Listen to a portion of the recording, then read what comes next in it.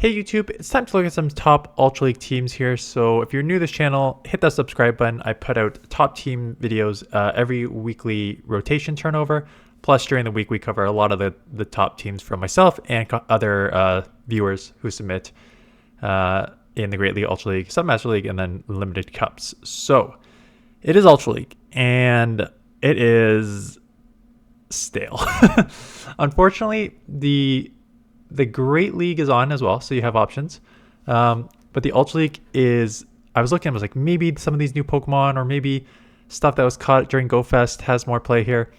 And it's truly just the same Pokemon, the same top legendary Pokemons, Registeel, Tapu, Giratina, the top boosted Pokemon that got buffs in the past couple seasons for Alligator Poliwrath, Zygarde if you have enough of those, top XL Pokemon, Pidgeot, Mandibuzz, and then other legendaries like Cobalion and Cresselia and Virizion. So it's been the same for a while. Unfortunately, this league very XL focused, which is, depending how you look on it, good or bad, because with the same meta you are able to just run with teams that you know have worked in the past, because realistically they will work now. It's bad if you want to have fun and try new Pokemon, stuff like that, because it is a very condensed meta. So let's go over some teams that I've showcased from myself and past and other subscribers. This was a viewer submitted team. So Annihilate and Guzzlord are both weak to Fairy. So they use Florges, and in the video I said you probably don't want to use Florges on the lead because you want an answer to Fairy directly. So you can do one of two things. If you go Steel, that makes you ABA weak to Fighting. The other option is if you go Fire. You have Guzzlord that will resist water and stuff like that. So if you go with a Fire Pokemon on the lead, I think that would probably play like Skeledirge, Talonflame. I think that would play out better. Like Skeledirge would give you a double weakness to Ghost with Annihilate and Skeledirge. So if you want to go Talonflame, you can do that to make it more balanced. But Annihilate is one of the now go-to save swaps in this meta. There's like 10 Pokemon that I'm comfortable save swapping in this meta, and I have a couple of them that I cover, ranging from like Poliwrath to Ampharos, and Annihilate is definitely one where it's just very, very safe in this meta. But on this sort of team double weak to Fairy in the back, you kind of need to use it as the swap. Do you have a ton of XLs and a ton of cells to make this team? Then you're in a pretty good shape. Pidgeot, Cresselia, Zygarde. So for Zygarde, you obviously need all the cells. Takes a lot to do. I've got like 6. I ain't doing this anytime soon. But it is a very, very, very bulky Pokemon. Half Dragon, half Ground. So it's a really unique typing where you do like, you get that like Dragon Breath damage, Dragon Tail damage on the Dragons.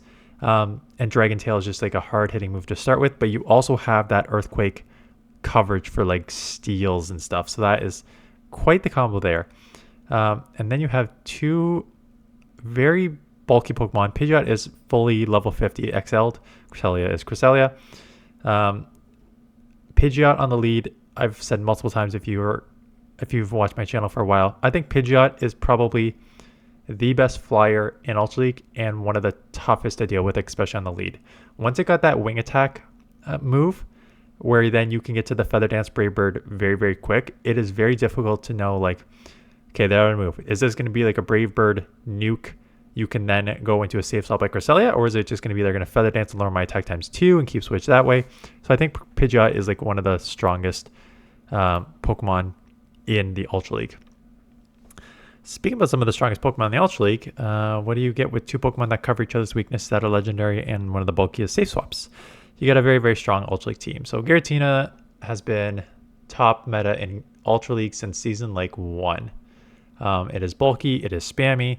Even against like fairies, you're not even in a bad matchup because of how much you spam. But if you're weak to ice, you're weak to fairy and stuff like that, Tapu can deal with most of that. And again, Tapu is weak to electric and grass, and Giratina deals with that. So it's a very, very balanced team, very strong team. Nature's Madness has significantly improved Tapu Fini in this meta. And then Greedent as your, again, one of the many, many safe swaps in this meta. Only weak to Fighting. You have 2 answers to deal with fighters. Body Slam and Crunch is just a very, very, very spammy combo in this meta. Speaking about buff Pokemon, Feraligatr got Shadow Claw and became instant meta in the Great League, Ultra League, and even some Master League Premier. And Typhlosion got Thunder Punch, which Incinerate got buffed last season. And Thunder Punch gives it now a very, very quick bait move. 2 Incinerates to a Thunder Punch, which makes it very, very deadly. And then the Blast Burn is insane. So you have 2 very hard-hitting Pokemon in the back, Typhlosion and Feraligatr, with Cresselia. Again, super, super bulky on the lead. Feraligatr, if you run this order, Feraligatr is the safe swap. You can also, there's an argument that Typhlosion can run in the front and then have Cress and Feraligatr as safe swaps, depending on what you see on the lead in team read. That's another option here. This is a team I used back in the day that I really, really liked, and you could modify it a bit based on the current meta. So, Dragonite, Golisopod, Stunfisk. 1, replace Stunfisk with Registeel. There's no reason to run Stunfisk if you have a built-up Registeel. Now, Registeel's a legendary, and it takes a ton of XLs to get there. And for those of you who are on my friends list, I've been walking my Registeel for probably 6 months now, trying to just get my last XLs to get this fully leveled. So if you don't have a Registeel, Stunfisk is fine, but Registeel is the way to go if you have one. Golisopod, again, a really nice safe swap with the Shadow Claw, Liquidation, Air Lace. I don't think there's a point to...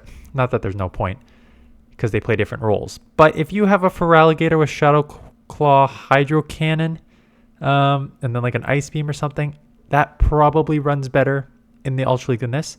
And Dragonite, I said Pidgeot's the best flyer, which I agree, which it is. Dragonite, in my opinion, is the second best dragon in Ultra League. So Giratina Altered is just number 1 because just how spammy and bulky it is. But just that fast move damage breath on Shadow Dragonite with the superpower for steel coverage makes this a very, very strong Pokemon. One of the Pokemon I always use, like a couple Pokemon in Ultra League that I always have fun with and I always do well with it. Armored Mewtwo and Shadow Zapdos. And Shadow Zapdos has actually risen in the rankings a ton because you have a lot more Poliwrath and Annihilate and stuff like that. So as a flyer and electric, it's actually quite strong. You're going to have problems with a couple things. One, you're completely walled by like ground steel Pokemon.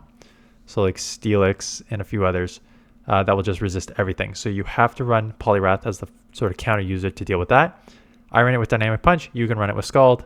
Icy Wind seems like a must with Giratinas everywhere, just lowering the attack there.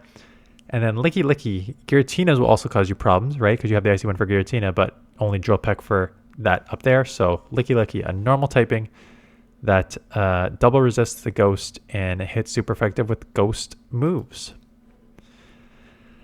And one Pokemon, so Poliwrath, Ampharos, Sandslash, one Pokemon that has surprised me over the past couple seasons of how strong of a safe swap it is Ampharos.